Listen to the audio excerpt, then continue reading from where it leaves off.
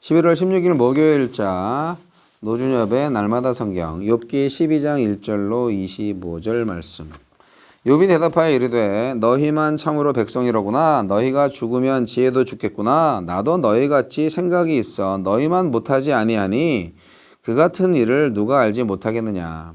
하나님께 불러 아뢰어 들으심을 입은 내가 이웃에게 웃음거리가 되었으니 의롭고 온전한 자가 조롱거리가 되었구나.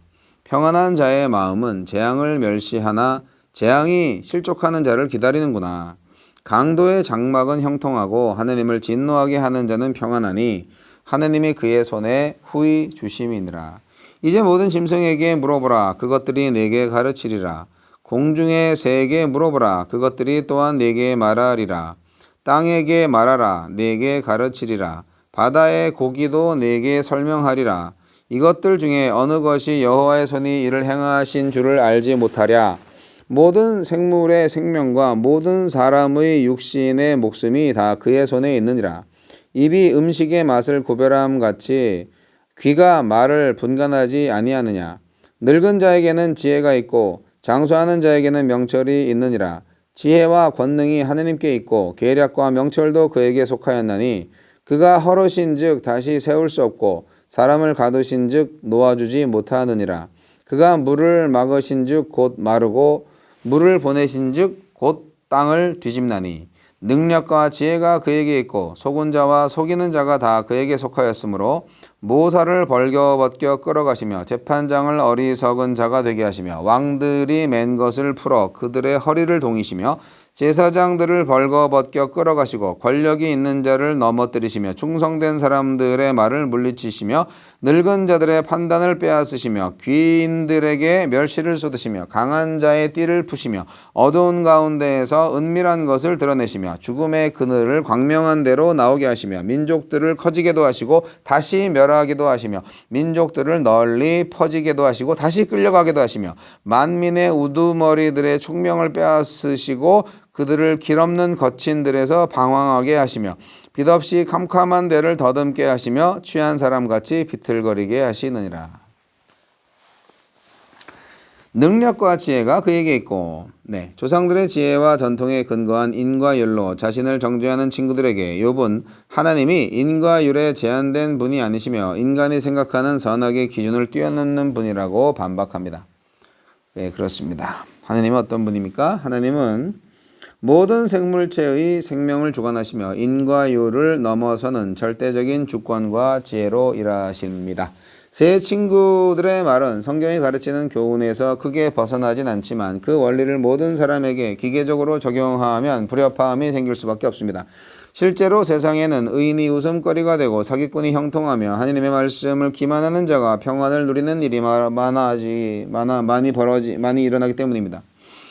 게다가 이러한 부조리한 상황이 하나님의 손 아래 일어나고 있습니다. 이해하기 어려운 일이 생겼을 때 논리적으로만 설명하려 들면 오류에 빠지기 쉽습니다. 그보다 겸손히 하나님의 뜻을 탐색하는 것이 지혜로운 방법입니다.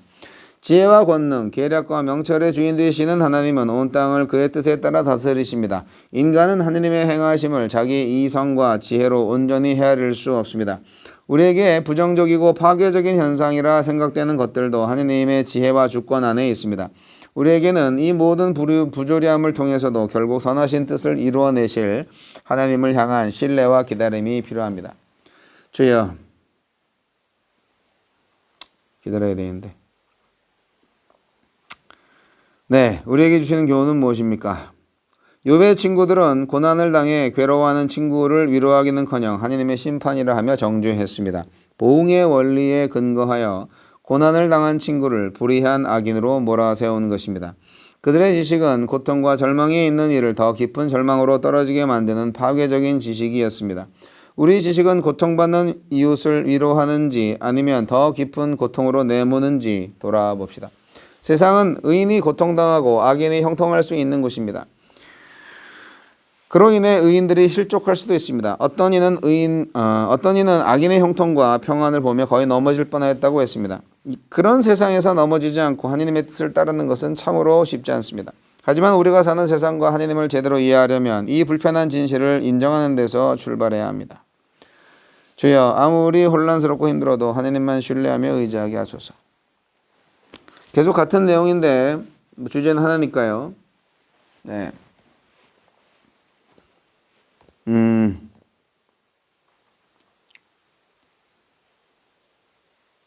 세상의 불이 인과응보의 원칙이 통하지 않고 의인이 망가지고 불의한 자가 성공하고 이런 거가 이해는 안 되지만 실제로 벌어지고 있는 일인데 불편한 진실이죠. 그러나 그 불편한 진실 속에서도 참 진실은 하나님은 하나님이시다 하는 겁니다. 그 모든 것은 하나님의 주권 아래에 있다 하는 것입니다.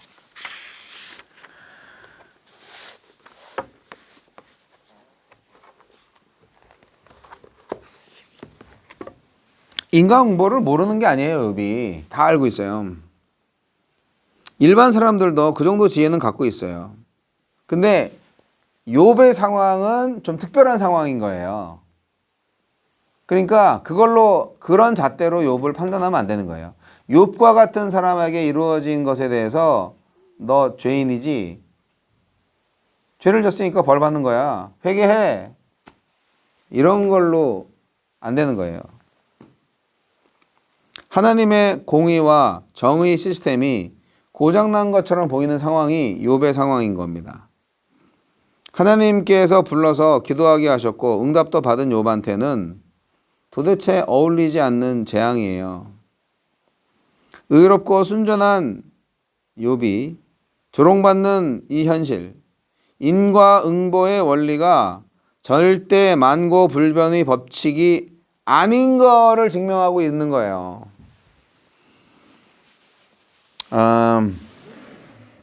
그래서 소발은 의인한테도 고난을 주신다는 것이 하느님의 원칙 위에 있는 또 하나의 원칙이라는 것을 모르고 있어요. 근데 욥은 알고 있는 거죠. 그래서 인과응보의 원리에 갇히지 않고 자유롭게 역사하시고 인간이 예측할 수 없는 방법으로 일하시는 하나님을 바라보고 있습니다. 욥은 그런 하나님을 알고 있는 거죠. 우리도 그런 하나님을 바라볼 수 있어야만 합니다. 인간의 선악의 기준을 뛰어넘어야 해요. 우리가 절대 악이 있어요? 절대 선이 있나요? 하나님 외에는 아무것도 없어요.